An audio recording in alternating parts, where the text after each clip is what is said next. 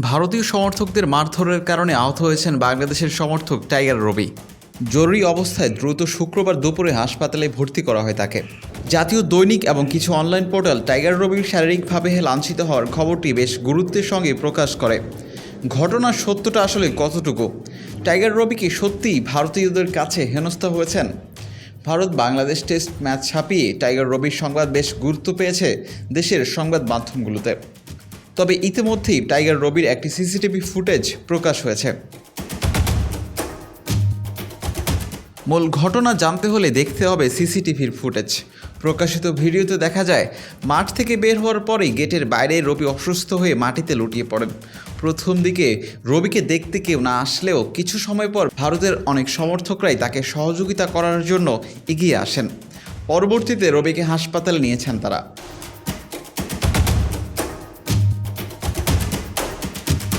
রবির সাথে কানপুরের গ্যালারিতে কি হয়েছিল শুনুন তার মুখ থেকেই।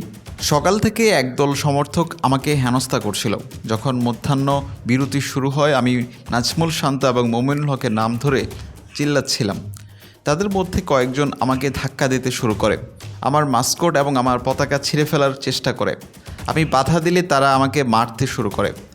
আমাকে কয়েকজন ভারতীয় সমর্থক অনেক মারধর করেছে, বুকের পাঁজরে লেগেছে, আমি নিঃশ্বাস নিতে পারছি না। পুলিশ হাসপাতালে নিয়ে এসেছে।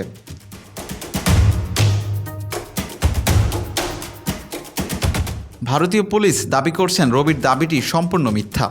ভারতীয় সংবাদ মাধ্যমকে কানপুরের কল্যাণপুর এলাকার এসিপি অভিষেক পাণ্ডে বলেন, পানি শূন্যতার কারণে রবি পড়ে গিয়েছিলেন। পুলিশ ও স্বাস্থ্যকর্মীর সহায়তায় তাকে হাসপাতালে নেওয়া হয়। তবে এখন রবি ভালো আছেন। তিনি আরও জানান, মারামারির অভিযোগটি সম্পূর্ণ মিথ্যা। 5ই আগস্ট সরকার পতনের পর ভারত বাংলাদেশের রাজনৈতিক সম্পর্কে কিছুটা অবনতি ঘটেছে। আবার বাংলাদেশের বিপক্ষে টেস্ট সিরিজ নিয়ে হিন্দু মহাসভার হুমকি। সব মিলিয়ে টাইগার রবির এমন ঘটনা নিরাপত্তা ব্যবস্থাকে ঘিরে আরও প্রশ্ন তুলতে সাহায্য করেছে।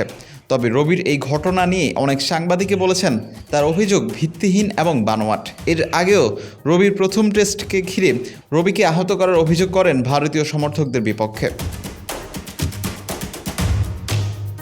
বিলাল হোসেন শিমল, বিটি আর্কাইভ।